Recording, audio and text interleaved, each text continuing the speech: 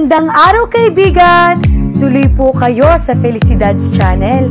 Sa mga kwento ng buhay at pag-ibig na hinalukay sa natatagong baul ni Felicidad. Pero bago po tayo magpatuloy, huwag niyo pong kalilimutan na i-like ang video, i-subscribe ang channel, at i-click ang notification bell para lagi kayong updated sa mga parating pa na upload.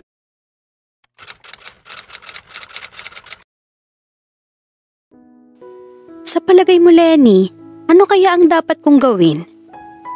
Sinuklian muna ni Lenny ang bumiling customer bago sinagot ang tanong ni Aling Karina. Ang kapitbahay nilang humihingi ng payo kung ano ang dapat gawin sa batugang asawa nito. Tumabi siya sa mahabang bangkong inuupuan nito. Kausapin niyo ng masinsinan ng asawa ninyo. Sabihin niyo sa kanyang nahihirapan na kayo na mag-isang nagtatrabaho. Na kailangan niyo ng katuwang para sa pag-aaral ng mga anak niyo. Sagot niya. Ipaintindi niyo sa kanya na kapag nakatapos sa pag-aaral ang mga anak ninyo, may pag-asang umunlad ang buhay ng pamilya ninyo. Kayanin ko kayang sabihin sa kanya yon?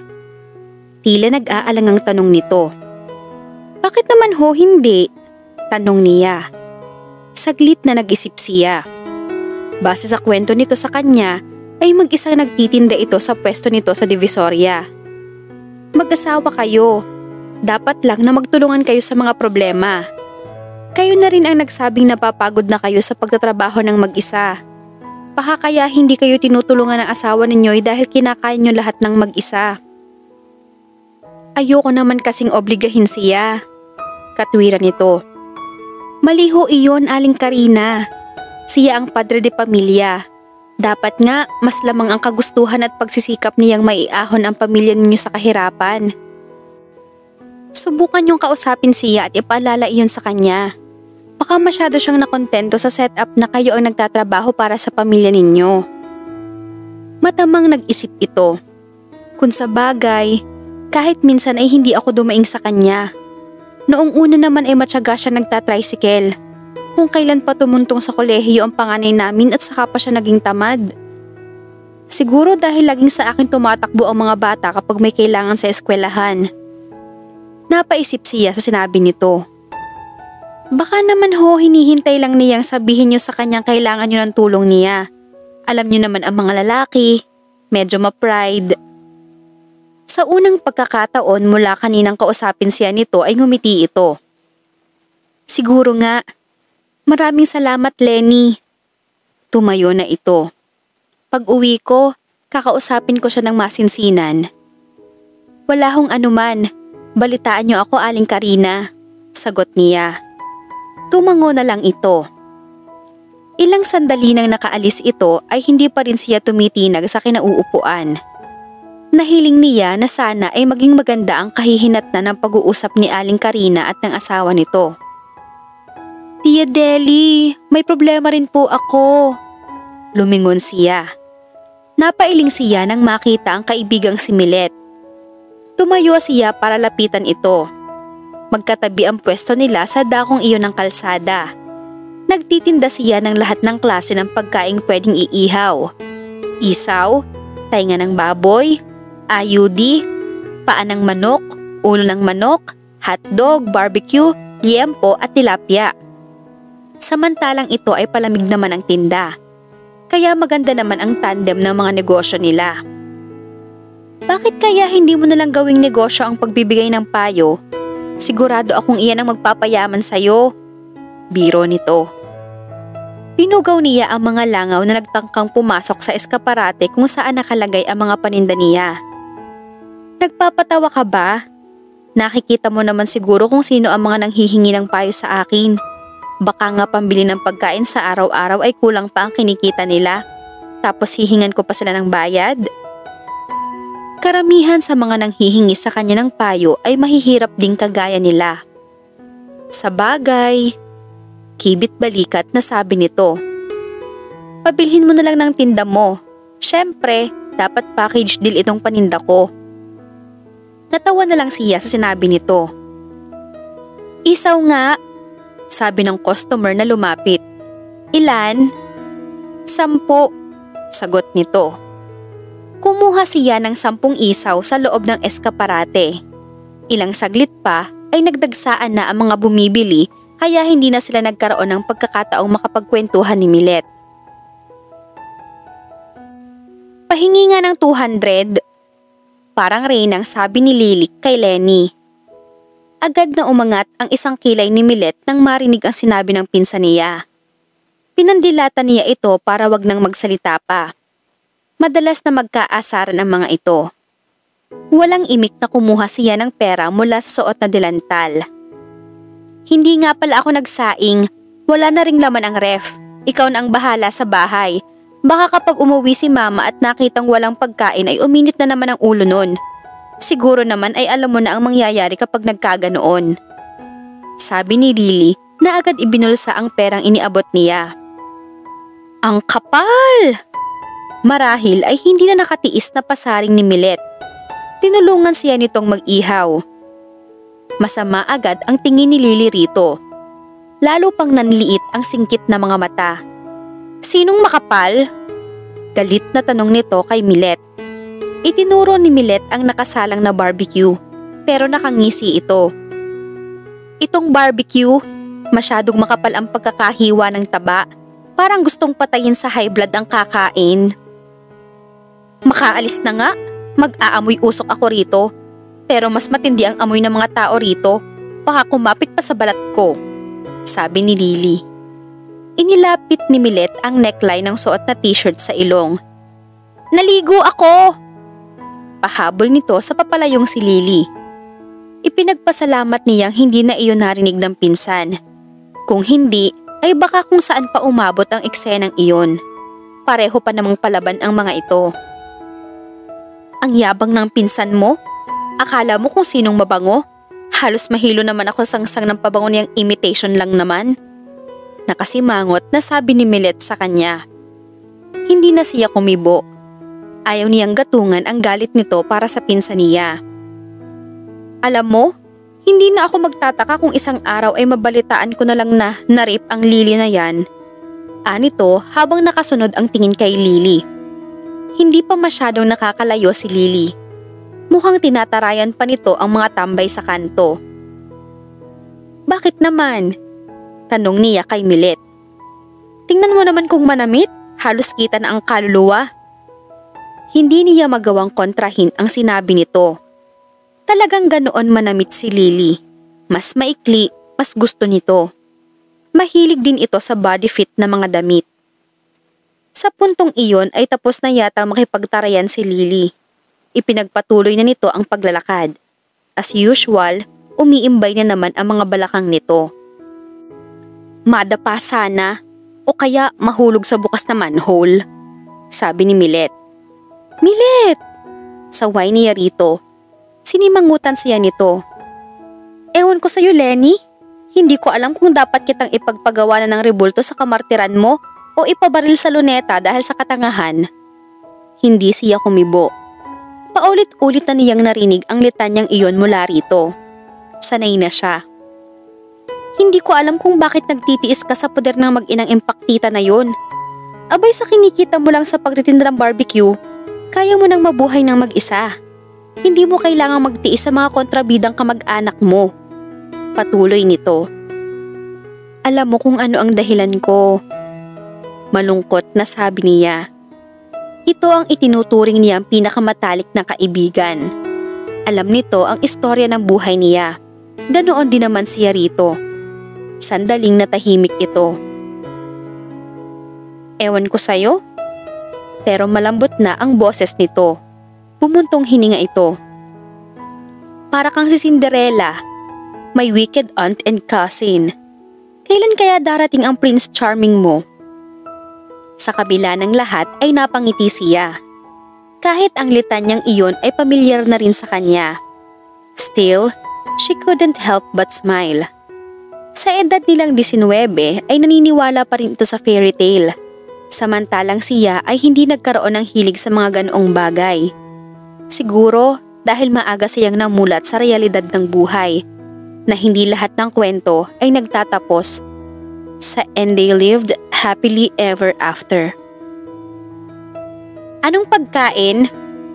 Bahagya pang napapitlag si Lenny nang marinig ang boses ng Tita Edna niya.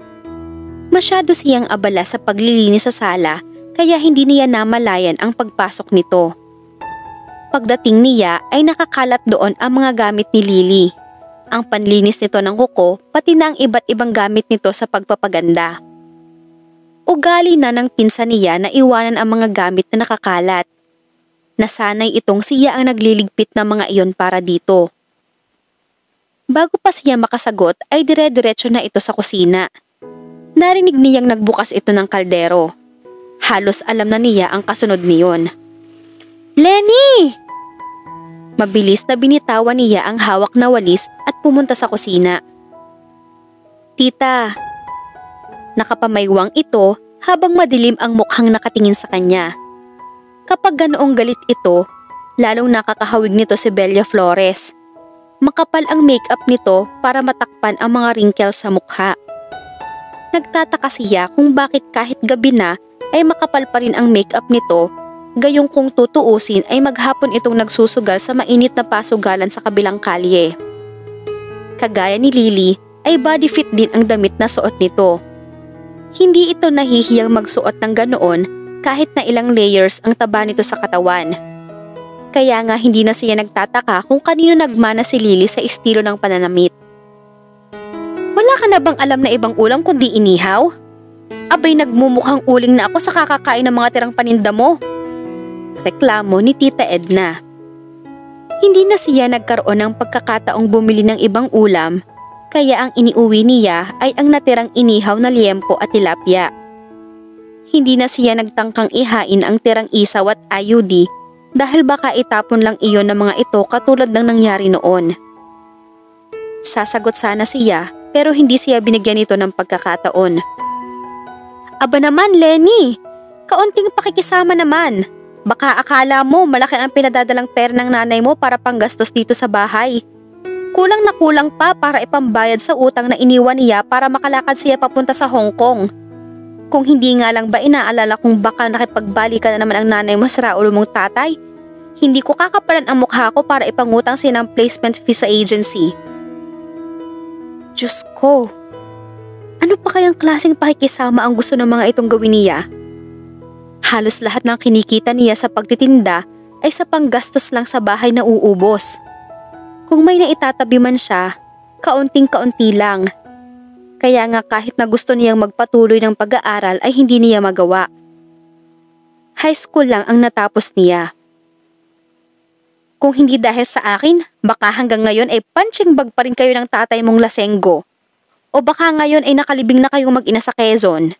Dagdag pa nito. "Pasensya na po, tita.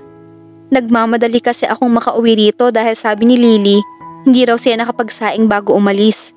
Paliwanag niya. Hanggat maaari ay ayaw na niyang maungkat ang tungkol sa tatay niya. She had a bitter childhood. Battered wife ang nanay niya at siya naman ay battered child. Pero sa kabila ng pambubugbog sa kanila ng tatay niya, ay hindi pa rin ito maiwan-iwan ng nanay niya. Sobrang tanga raw sa pag-ibig ang nanay niya, ayon sa Tita Edna niya. Kung hindi pa siguro siya muntik-muntikang mamatay sa minsang pambubugbog ng tatay niya, ay hindi pa mapipilitan ang nanay niyang lumuwas sila sa Maynila.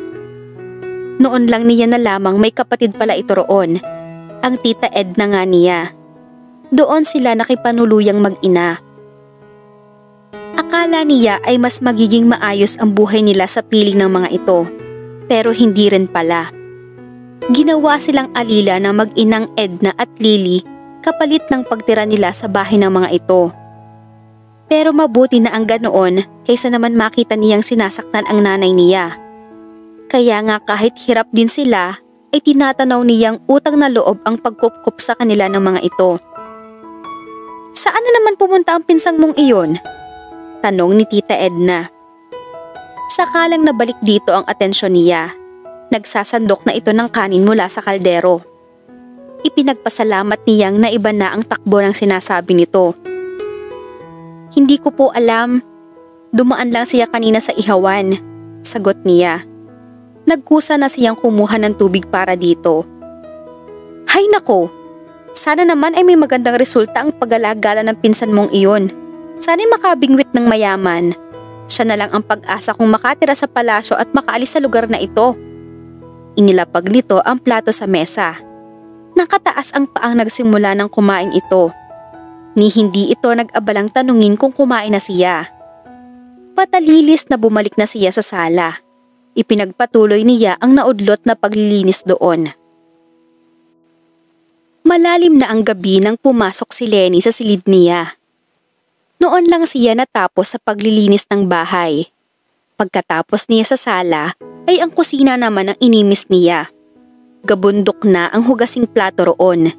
Nangingitim na rin ang tile sa lababo. Maliit lang ang silid niya.